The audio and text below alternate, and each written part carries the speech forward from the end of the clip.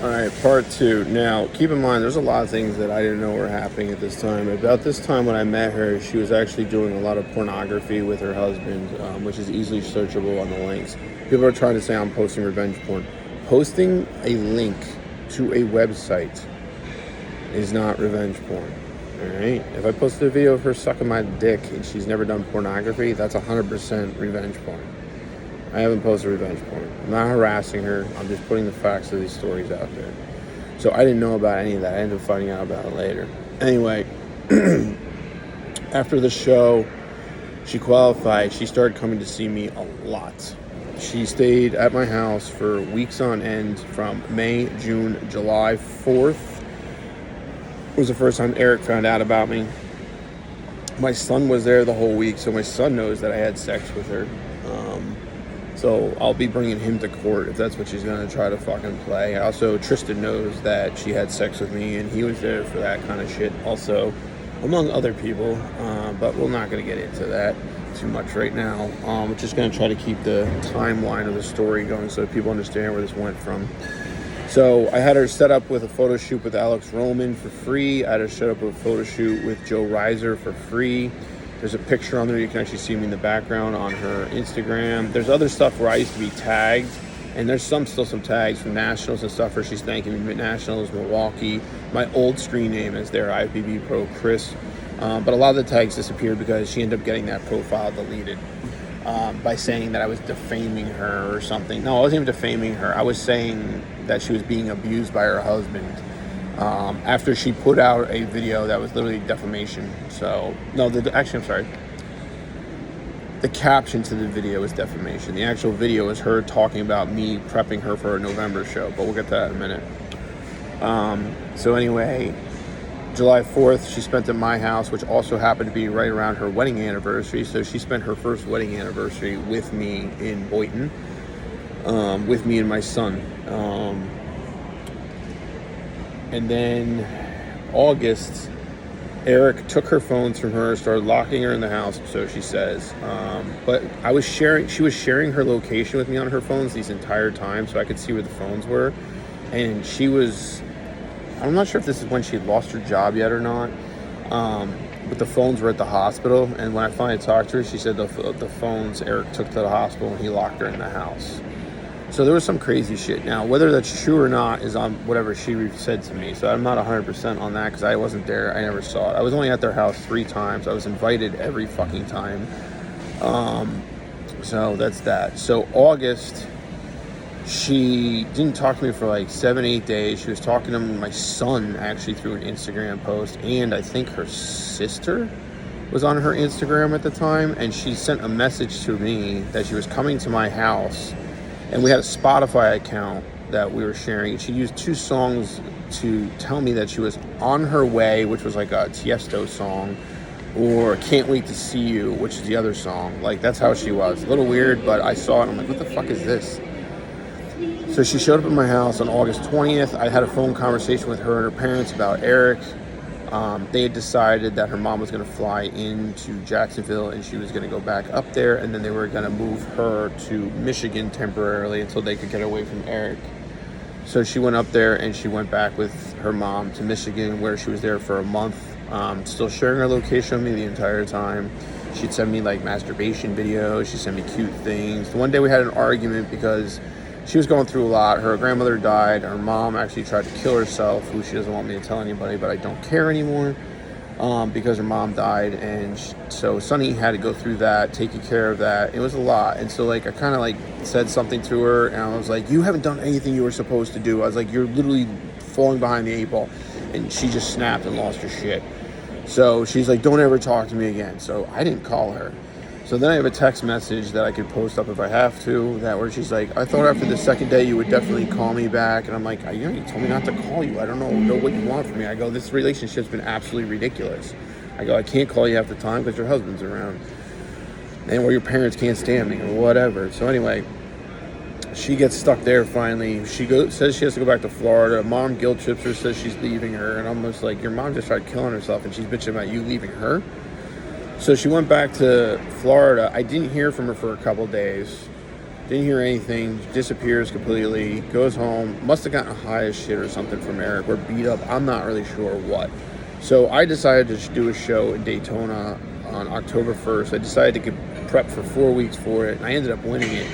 But Sunny found out that I was doing the show, so she contacted me in September. Yes, September. So she was back in her house around August 20, September something, actually. She was in Michigan for almost a month.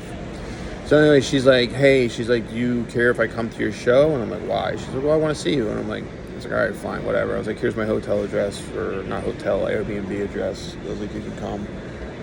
And because we had fun together, you know what I mean? Like, I knew it really wasn't going to amount to anything, but I had fun, and I really worried about her because of all the stories she told me. Like, I can't even begin to explain all the stories to all you people, because you're going to be like, what the fuck? It's like, it's that fucking crazy. Like, how is she still there? If I told you the stories, how is she still there? But she is. So anyway, she comes to see me. It's October 1st at my show. We're laying in bed, naked, just sitting there, and she goes, hey, I got to tell you something. I'm like, what's that? She's like, Eric put a restraining order on you, and he made me put one on you too. And I blurted out laughing, because I had no idea what this guy could have possibly put a restraining order on me for, because I have never contacted him, and I have never seen him. As a matter of fact, the only time he contacted me is when he called my phone from his phone.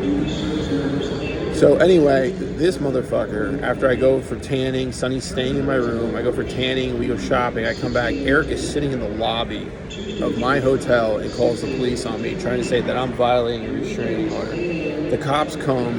His first thing was, I'm violating a restraining order coming to his hotel. I tell the cops, this is my hotel. And he comes back, he goes, well, I had a room here. He's like, this is my hotel. And I go, a cop comes back to me, I go, no, this is an Airbnb. I was like, here's my receipts. I called the cops also for him to be here. I was like, and his wife is here with me. So then they go back to him, and he says he's here to support his wife for the bodybuilding show. He comes back to me again. I go, his wife is not in the bodybuilding show tomorrow. I am, and she's here to support me. So then they go back to him again, and they ask him, and he said that he was here to see the bodybuilding show tomorrow. And then I said to the cop, I go, it's 5 miles from here. There's no reason for me to be here. My whatchamacallit. So the cop goes back to him again. So finally he goes, my wife was supposed to be home at 5 p.m. She wasn't there, so I tracked her phone, her car, and her purse. Apparently he has trackers in all three to this location. With that, the cop was kind of like, wow, this guy's a little weird. And they asked him to leave the premises. They didn't arrest me. They didn't serve me. They didn't do anything at that time, because apparently the restraining order, they couldn't find it because I had the wrong spelling of my name, wrong address, wrong everything. So they made him leave. And of course, this fucking psycho went and the Denny's across the street and sat there for 3 hours. So then Sunny goes up to my room, and she gets her stuff, and she's like a nervous wreck, panic attack. I was like, just go to sleep. She's like, I can't, I gotta go. I don't know where I'm going, I don't know what I'm doing. I'm like, go to Christina's house. She's like, all right. So she went to Christina's house. I win the show the next day, big fucking deal, nobody cares. We don't talk for 13 or 14 days. And she's texting my son at this point and leaving him voicemails, basically saying that she's scared to contact me. She doesn't want to contact me. Eric's saying he'll have her arrested if she contacts me. My son saw all this stuff. There was voicemails that she said that are screen recorded. And she was sending me messages like that from fake Instagram accounts and fake phone numbers. And I said to her, look, it's whatever. I go, if you call, you have to call the cops on me. And he has to call the cops on me if he's around. But if he's not around, it doesn't fucking matter. I was like, so do whatever you fucking want. So I was in the process of moving, which is why the restraining orders never got served to me, because the addresses were all wrong. And she ended up doing the Texas Pro show in November. She asked me if I would go. I go, you really want me to go after I got 2 restraining orders? I go, you got some balls asking me right now. I was like, all right, I'll go. I was like, but Eric's not going, and you're paying for my ticket. You're putting my name on it. You're paying with it for your credit card. You're paying for the hotel. You're sending the confirmation to my email, so I have all those proofs. And then I'll go with you to the show. So, and I was like, I want to spend 8 days with you there. So we go, and we spend 8 days, I believe it was, maybe 6 days. It was much longer than normal that we decided to spend there. And obviously, we banged like rabbits for the first couple days, and we banged like rabbits at the last couple days. And she got third at the show. Arguably, she should have gotten first for that show, because the 2 people who beat her, one was kind of small and the other one was too soft. But she should have won that show. anyway, I guess Eric called the police on me while I was in Texas. They wouldn't do anything about it. He was trying to say that we were getting married or some shit. I don't fucking know. I don't know what to believe anymore.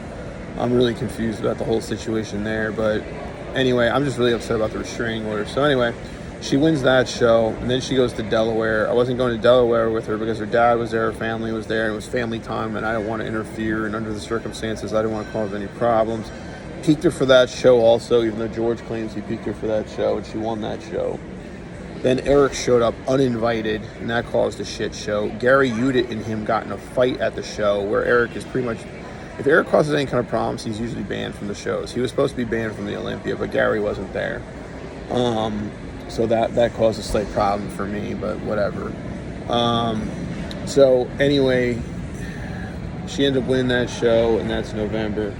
After she got back, she said she was going to talk to her parents again about the whole Eric thing and leaving him and all that shit. And I guess the parents didn't want to hear it. Again, I'm not really sure. I also told her I wasn't going to prep her anymore because that she had done too many shows. Her body was too beat up, and it wasn't worth it. It wasn't healthy. So she decided to really actually listen to George. She did 1,000 calories a day for 10 days, and she ended up almost dying and going to the hospital with rhabdo. Now, whether she had rhabdo or not, I don't really fucking know. Possibly she did. Because she's also made comments to me that she's had 5 miscarriages in the past 3 years, which really was, I don't want to have Eric's kid. So there was a bunch of those. And I'm just throwing this all out there because I found all this out. It was very shocking to me. Like, you know, people are like, oh, you're airing your dirty laundry. Try living through this, okay? This was very fucking hurtful to me, and nobody fucking cares. And now she's trying to play victim because she shot up her glutes and everyone's fucking calling her out on it. And she's like, what about my mental health? What was your mental health when you shot your glutes up in the first place? So anyway, she was in the hospital. Eric got her phone, cloned her phone at this point. So then anything I messaged her, I was blocked on everything. So if I sent her a text message, Eric got it, he would call the police on me. Keep in mind, still not served at this point. So I don't talk to her for all of December. He was trying to force her to tell me that she didn't love me. She wouldn't do it. I was on the phone with her. I could hear him in the background screaming at her.